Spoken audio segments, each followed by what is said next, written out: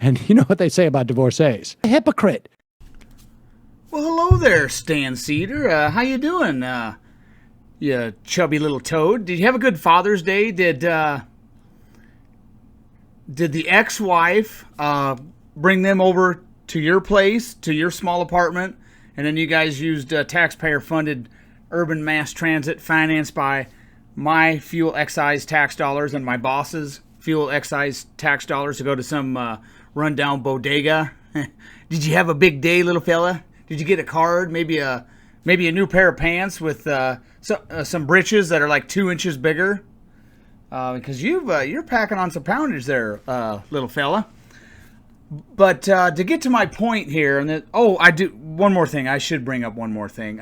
Stan, if you hurry up, if Donald Trump becomes the first president to win 3 presidential elections since FDR, if you hurry up and get married again when he wins in 2024, if it occurs, then you can hurry up and have a mental breakdown due to, what was it? Oh, it was narcissism and codependency.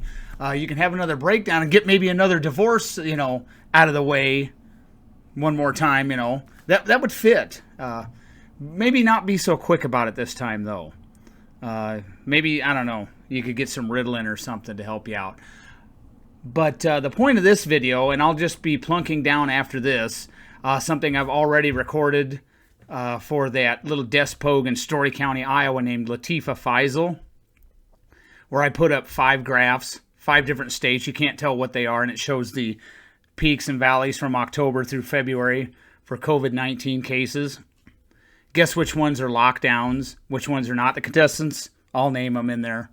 And if Stan saw these, he would not know what they were. He wouldn't be able to tell which one was Iowa, which one was California, Illinois, which ones had soul-crushing, economy-crushing, drug overdose rate increasing lockdowns, and which ones didn't. So let's get to the tape.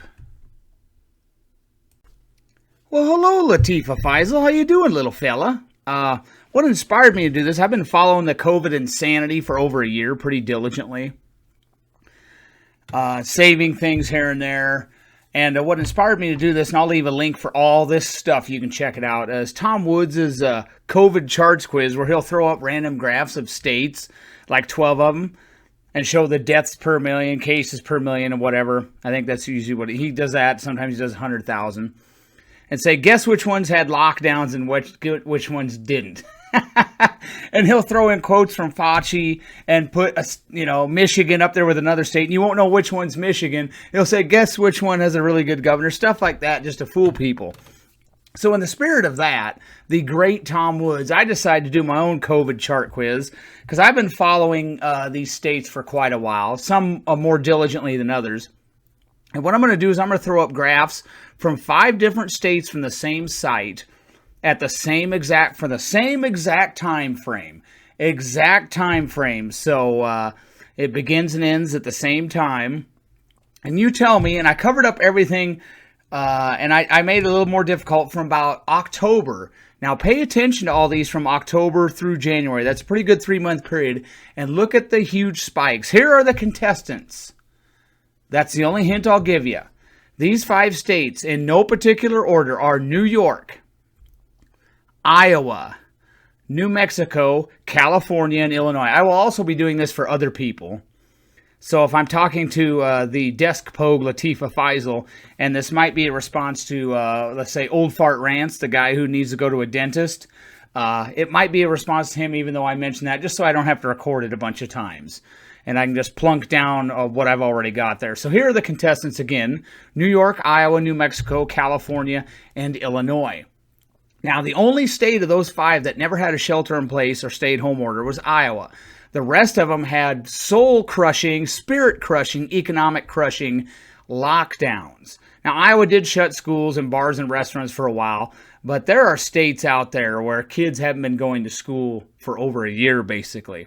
Iowa is a lot more open than the typical state. If your state had a Democrat governor and a Democrat legislature, your kids probably weren't going to school all last year, or most. And a lot of businesses were still subjected to capacity restrictions. Like New Mexico's gone hog wild on that. So Look at those graphs in no particular order. I'll throw them up again. The contestants are Illinois, California, New Mexico, Iowa, and New York. And I'll reveal the answers too. So think about it. Which one is Iowa of those 5? And which one is New York? Which one is Illinois? Do you notice a real huge difference from October through January?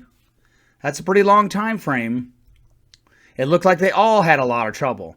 And I couldn't find other states with the exact same graph for the time frame, you know, because some of them were longer, so the graph didn't really fit and it didn't look good. So, and I covered up, of course, the numbers on the left side so you wouldn't be able to guess, you know, because obviously if it's a lot higher population, you'll say, oh, it's New York. And even if I did that, I'm not sure if Latifah Faisal or any of these other brainiacs could figure it out. So which ones are which? Now here are the answers, and you might be surprised at which one is which. And then when you're done with that, Latifah Faisal and anyone else I do a video on, go over to Tom Woods' website and take that COVID charts quiz and see how you do. I'm sure if you cheat, I'm sure if you take it 30 or 40 times, you can ace it. I took it once and I got almost 70%. I didn't record it. I should have. Now, even if you did ace it, the results would not be what you want because you'd be, oh my gosh, I guess soul-crushing lockdowns and mask mandates didn't really work. Oh my gosh. And I'll leave a link to my latest article too, debunking the talking point. Iowa didn't lock down. It was an article from October, right before the election, because Iowa was a battleground state. We got to hurt Trump. Iowa didn't lock down. Its economy is struggling anyways. Debunked. Do those results on those graphs surprise you?